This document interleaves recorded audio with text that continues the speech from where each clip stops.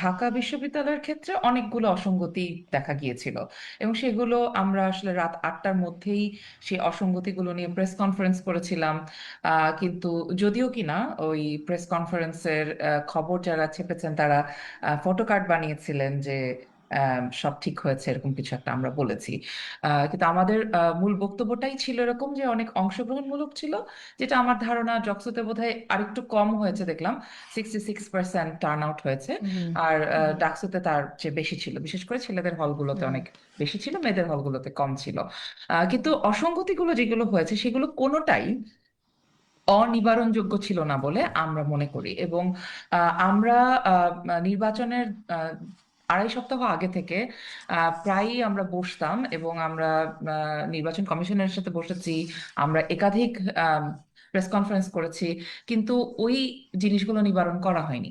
এবং তার ফলশ্রুতিতে এই যে প্রশ্নগুলো, যেটার কথা সাইদও বলছেন, যে যে হুম প্রশ্নগুলো উত্থাপন করার সুযোগ তৈরি হচ্ছে, সেগুলোর অনেকটা দায় কিন্তু প্রশাসনের উপরেও আছে, যারা এটা হুম নির্বাচনটি পরিচালনা করছেন। আর জাহাঙ্গীরনগর বিশ্ববিদ্যালয়ে তো সেটার একটা ভয়াবহ রূপ আমরা দেখেছি, যেখানে এই নির্বাচনে কাজ করতে গিয়ে আমাদের একজন সহকর্মী তিনি মানে তিনি প্রাণ হারিয়েছেন। এবং এই যে একটা লম্বা প্রসেসের মধ্যে দিয়ে গেছে, যার মধ্যে প্রচুর ঝামেলা হয়েছে এবং তা নিয়ে এত ধরনের প্রশ্ন উত্থাপিত হয়েছে, সেগুলোকে আসলে কেন এগুলোকে নিয়ে আমরা কথা বলছি, সেটা একটা আহ, আহ, এইটা বলতে চাই যে ধরেন আজকে থেকে আর 1 মাস কয়েকদিনের মধ্যে আমাদের ত্রয়োদশ জাতীয় সংসদ ইলেকশন।